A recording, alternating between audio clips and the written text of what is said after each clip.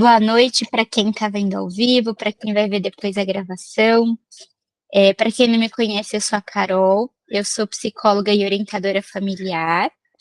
É, e a gente está nessa playlist, nesse grupo de aulas aqui de orientação familiar, para eu ensinar um pouquinho para vocês, né? Para a gente aprender juntos também, né? Que as pessoas trazem experiências e vamos todos crescendo. É, Ai, que bom, Maria, que você conseguiu hoje. E, e qual que é a ideia do grupo, né? Inicialmente a gente começou um resuminho, né? O Antônio hoje vai participar. Tá um pouco agitado. Um resuminho. Então a gente começou com o seguinte raciocínio. Pais e filhos são seres humanos, então vamos primeiro aprender como que a gente leva um ser humano, né? Orienta um ser humano para excelência, né? Para a sua felicidade, para a sua finalidade, que a gente vai nesse caminho aprendendo também como os pais podem ser pessoas melhores na sua função de pai e mãe e ensinarem os filhos esse mesmo caminho, tá bom? Então, a gente começou com a definição de ser humano de uma unidade de corpo, alma e espírito. E desde então a gente foi buscando, a partir da definição do conceito, né, e de recursos práticos, como que a gente pode educar, né, cada uma dessas partes do ser humano para a sua finalidade, para essa excelência.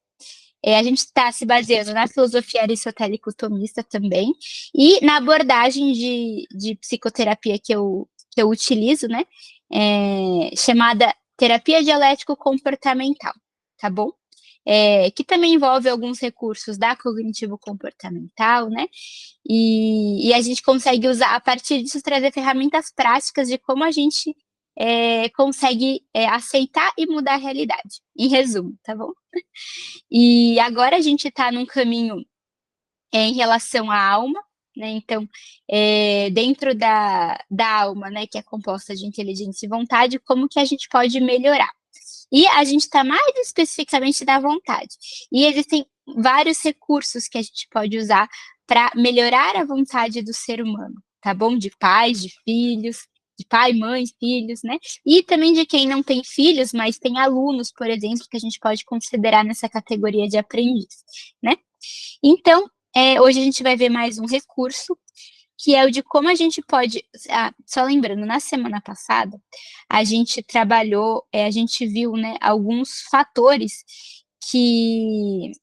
opa, eu quero pegar aqui a ficha da semana passada, que influenciam na regulação emocional. E a emoção, ela está mais vinculada ao corpo. Tá? Então, se a gente aprende a lidar melhor com a emoção, é um fator de vulnerabilidade para a gente dispor melhor a nossa vontade. Tá? A vontade, como está dentro do ser humano, ela envolve, apesar de estar na alma, ela tem uma certa relação com o corpo. Né? Então, não adianta pensar que de qualquer maneira que seja o corpo, a vontade vai agir igualmente. Né? Para algumas situações, a vontade precisa de mais ou menos força. Né? Então, a gente vai aprender alguns recursos de como a gente pode, a partir de algumas partes do corpo, como as emoções, né? Então, muita gente não tem dificuldade de tomar decisão, de ser firme em decisão, né? De amadurecer, né? E um ponto do amadurecimento é a partir da tomada de decisão que está na vontade. A partir por causa das emoções, a pessoa tem dificuldade em amadurecer e tudo mais, né? Uma falta de habilidade de regulação emocional, e por isso que eu escolhi esse ponto também, tá bom? Acho que é um ponto bem interessante. Então, na semana passada, a gente viu aqui alguns fatores, ó, como a biologia, a falta de habilidade, reforço do comportamento emocional, irritabilidade, sobrecarga emocional e mitos emocionais, tá bom?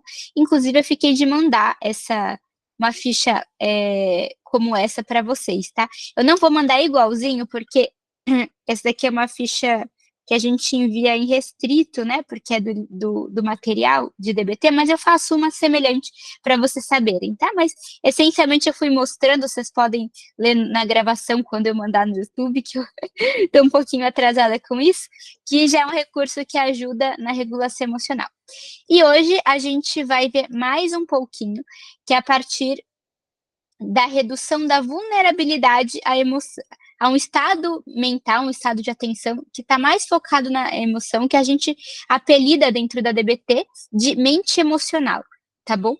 Então, aqui eu vou mostrar esse mapa, mas eu vou ensinar especificamente 2 pontos aqui, que é o A e o B, tá bom?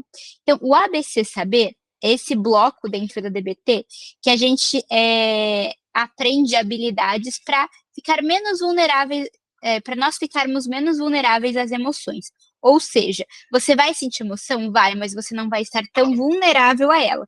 E a gente viu alguns fatores de vulnerabilidade na última aula, tá bom? Então, o A, ele é de acumular emoções positivas. Esse ABC Saber é para a gente lembrar quando precisar praticar com mais facilidade. Então, o A se refere a acumular emoções positivas, é desse A do acumular, tá? Como várias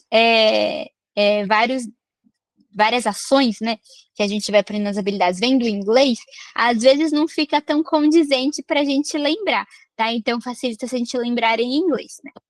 Mas vamos lá.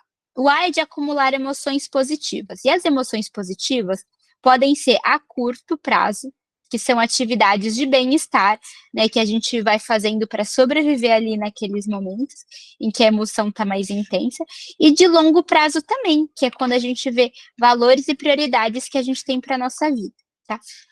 Hoje, então, eu vou dar esse A, eu falei A e B, mas me corrigindo, o A, é que o A tem dois conjuntos de habilidades aqui. O B é de construir maestria, né, build mastery, do inglês. Então, da gente desenvolver um senso de competência a partir, de fato, a gente melhorando como que a gente lida com a nossa realidade na prática. Então, a gente vai melhorar o senso de competência porque, de fato, a gente vai melhorar as nossas capacidades, habilidades ali, tá bom? Isso combate o desamparo e desesperança.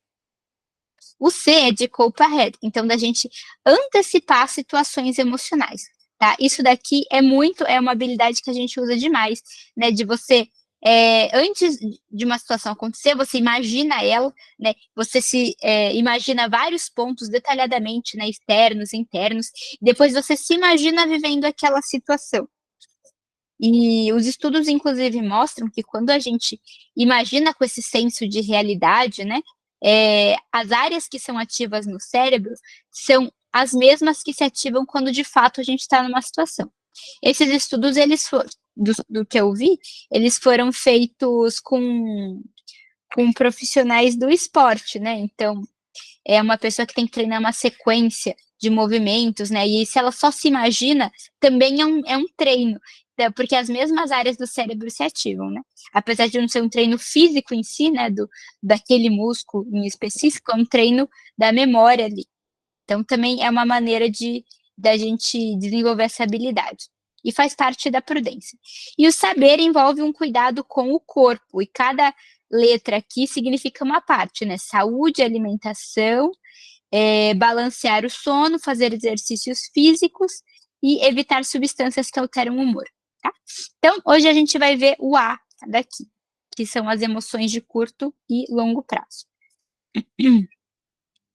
Bom, então, essencialmente, as atividades de curto prazo, elas ajudam a gente a acumular emoção positiva. E acumulando emoção positiva, a gente também reduz a vulnerabilidade à mente emocional.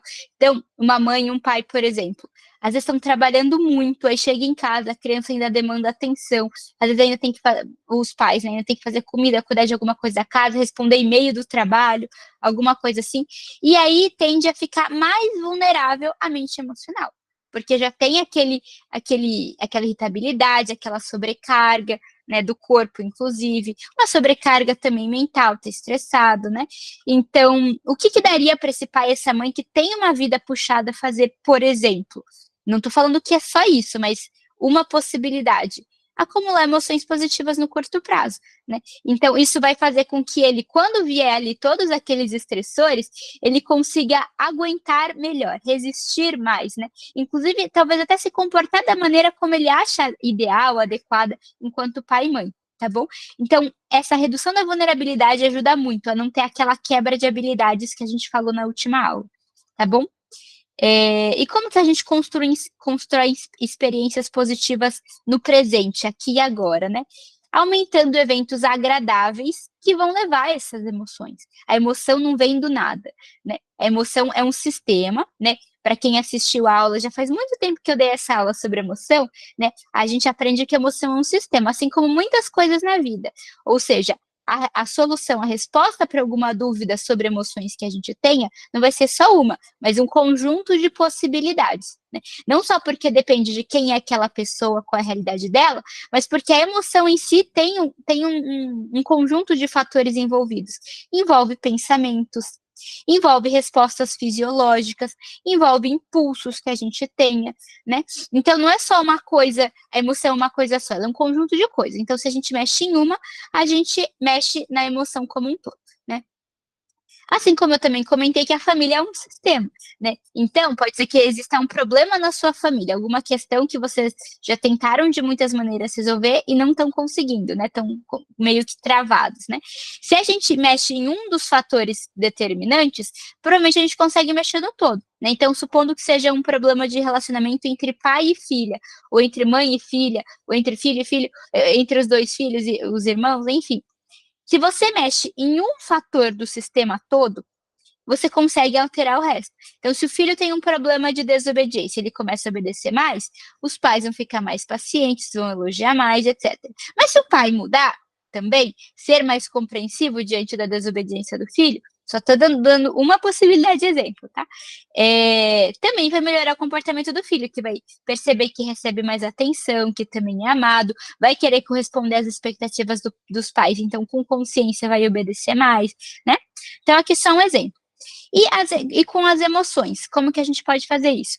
As emoções, como eu disse, elas não vêm do nada, né? Então, alguma experiência acontece ali, algum evento, situação, e a gente vai sentir alguma coisa, alguma emoção a partir daquilo, né? A partir também da interpretação que a gente dá daquilo, né?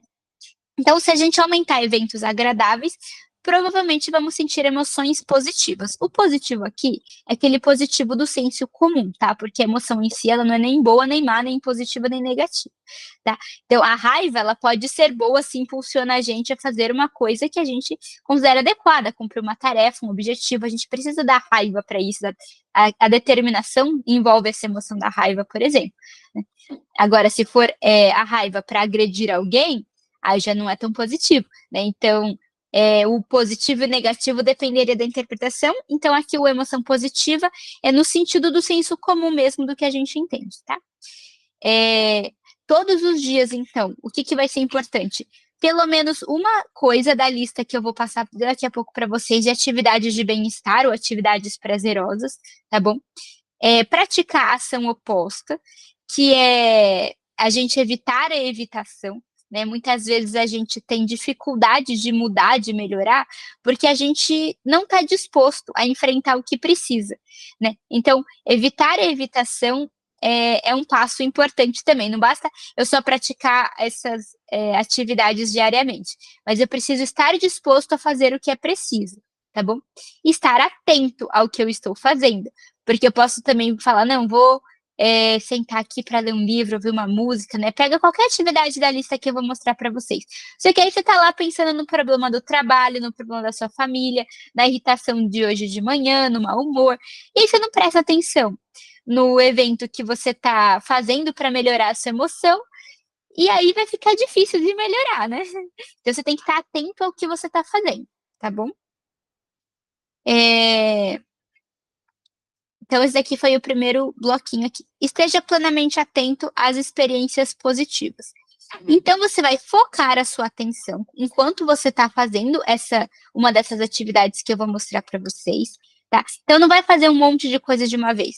Eu vou fazer minha atividade prazerosa enquanto eu resolvo um problema do trabalho. Não, você vai parar, vai estabelecer um horário que seja bom para você, que não vá interferir nos seus outros compromissos, né?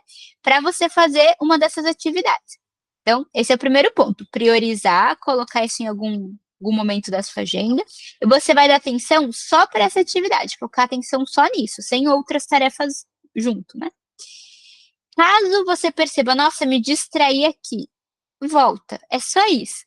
A nossa atenção, ela se perde às vezes mesmo. Percebeu, né, que a sua atenção se distraiu, traz ela de novo porque você precisa fazer, tá bom? E participe, se envolva plenamente no que você está fazendo. Então, a atenção pode estar ali, mas você está meio de qualquer jeito, meio sem ânimo. Então, assim, leva ali o seu corpo, alma e espírito para aquilo que você está fazendo, tá bom? Para de fato ter efeito como redutor de vulnerabilidade à mente emocional, tá bom? Bom, e o último bloco é que muitas vezes as preocupações elas ficam sondando a gente enquanto a gente está fazendo alguma coisa que precisa ser feita. Então, se a gente reservar um momento só para se preocupar, pega, tira da sua cabeça aquela preocupação, coloca numa lista, prioriza, né, uma de cada vez, como que você pode resolver aquilo, né? Às vezes até para colocar na agenda, esse dia eu vou pensar nesse problema, naquele dia eu vou pensar no outro, né? E aí você reserva um momento para estar atento só a essas preocupações, né. Isso já ajuda também a facilitar que você pratique essas atividades prazerosas sem que essas preocupações fiquem atrapalhando, como se fossem aqueles mosquitinhos de banana, sabe, que ficam em cima e não vão embora, você bate, eles voltam. Preocupação às vezes é assim, né. Então, buscar ter um momento só para as preocupações, e aí quando você for praticar essas atividades que eu vou mostrar, vai ficar melhor de você focar, tá bom? E você vai fazer isso para quê? Para reduzir a vulnerabilidade à mente emocional. Então, você, estando menos vulnerável às suas emoções, mesmo que você sinta, vai ser melhor da sua vontade, agir, né, dela exercer a sua função dentro da alma, né, e você crescer, amadurecer e também ensinar os seus filhos, né. Lembrando, essa é a lógica do que a gente está ensinando aqui. Então vamos lá para a lista. Então, atividades prazerosas. Aqui tem uma lista de mais de 200 atividades, ó, 225. Se você tiver sugestão, pode colocar ainda aqui, ó. Aqui não é para você fazer tudo, tá bom? Leia, veja se faz sentido na sua vida, né, essa atividade, se você vê que vai funcionar como atividade de bem-estar. Então, não é que para qualquer um vai funcionar. Pode ser que eu, por exemplo, trabalhar no meu carro não é uma atividade prazerosa para mim, que é o número um aqui, né? Vestir roupas chocantes não é uma atividade que vai me gerar uma alegria, né.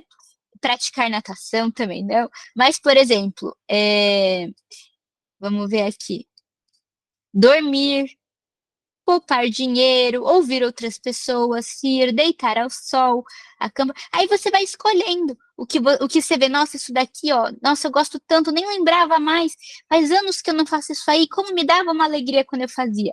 Aí você marca, ó, essa atividade aqui, vai ser importante para mim, né? Então, aí você vai marcando as que fazem sentido para você e se organiza para que todos os dias você pratique pelo menos uma. Né. Também não vai fazer da sua vida um conjunto de atividades prazerosas que a vida não é só isso. Lembrando da lógica, essa ficha não está solta. Ela serve para ajudar a gente a reduzir a vulnerabilidade às emoções, tá bom? Então esse é um recurso para vocês. E se vocês nem quiserem olhar essa lista, mas já tem em mente o que vai ajudar, pode escrever, essa lista é um apoio só, tá bom? Agora, no longo prazo, isso daqui é muito interessante. Eu vou explicar como funciona, só que eu precisaria também mandar as fichas para vocês fazerem, entenderem de verdade como funciona, tá bom?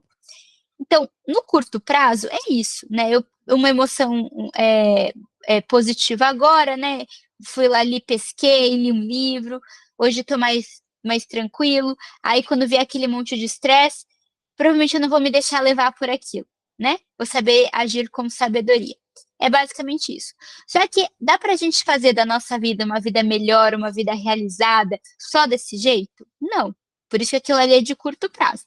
Então, é importante que a gente também pense no longo prazo. Em que sentido? O que que eu quero da minha vida? Né? O que que é importante para mim? E disso que é importante, o que que é prioritário, em qual ordem? Né? E aí, então, tem uma lista de valores que a gente aprende aqui, né, que em pesquisas feitas na Europa, se eu não me engano, foram valores que as pessoas no geral colocavam. Então, a gente vê uma lista de valores, mas aqui, assim, também é uma ficha de apoio, né? Caso a gente não saiba que valores a gente poderia incluir. Mas é uma lista de valores, a gente seleciona alguns valores ali, e depois a gente vê desses valores quais são os mais importantes. Ah, em primeiro lugar na minha vida é esse, em segundo esse, terceiro esse. Aí a gente vai começar uma certa reflexão prática. Eu estou vivendo conforme esses valores e prioridades desses valores? Ou não? Porque pode ser que muita da nossa infelicidade, né, insatisfação com a vida, seja por causa disso. A gente tem que perceber isso. E caso não esteja vivendo, então vamos colocar em prática. Uma coisa de cada vez. Vou pegar ali o valor número 1. Como eu posso colocar esse valor em prática? E a gente faz uma lista. Dessa lista, a gente vai ver, selecionar alguns para a gente colocar em prática, porque às vezes essa lista é muito grande, né? Então tem até aqui umas sugestões, né? Supondo que um valor para você seja ser produtivo, outro fazer parte de um grupo, tratar bem os outros, estar em boa forma física. E qual que você vai escolher para fazer agora? Né? O que é realmente importante para você melhorar na sua vida hoje? Ser produtivo. Tá, e que metas que eu posso traçar para colocar esse valor em prática? Como que eu posso ser mais produtivo? Aí você lista lá, conseguir um emprego em que eu faço uma coisa que é útil, né? Ser mais ativo em acompanhar as tarefas importantes em casa, encontrar um trabalho voluntário em que eu use as habilidades que eu tenho ali no trabalho, né? Aí você fez uma lista. Só que aqui já são 3 coisas, por exemplo. Vamos fazer uma de cada vez. Isso é um princípio que a gente tem aqui, para fazer bem feito, né? Com atenção. Aí você escolhe um, qual que vai ser melhor aqui, ou qual que eu escolho simplesmente para ser produtivo.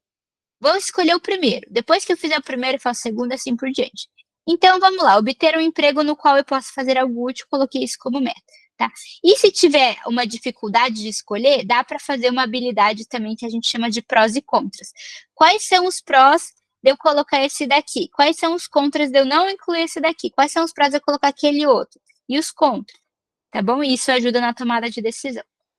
Aí escolher uma meta tem passos práticos. Então, por exemplo, eu escolhi obter um emprego para eu ser mais produtivo. Mas para obter um emprego também existem passos, né? Você não consegue um emprego só querendo do nada, né? Você talvez tenha que mandar uns currículos, falar com algumas pessoas, né? E conhecer alguns lugares, né? Se apresentar, enfim. Então aí você lista alguns passos práticos e novamente começa um de cada vez. Então, dê o primeiro passo, tá? Então, essencialmente, essa habilidade é isso, né? Em resumo. E aí depois eu posso enviar para vocês também uma ficha essa daí eu já tenho desenvolvida que eu apliquei num outro grupo, para não mandar exatamente essa que é do livro, tá? Com esse passo a passo e os valores também, tá bom?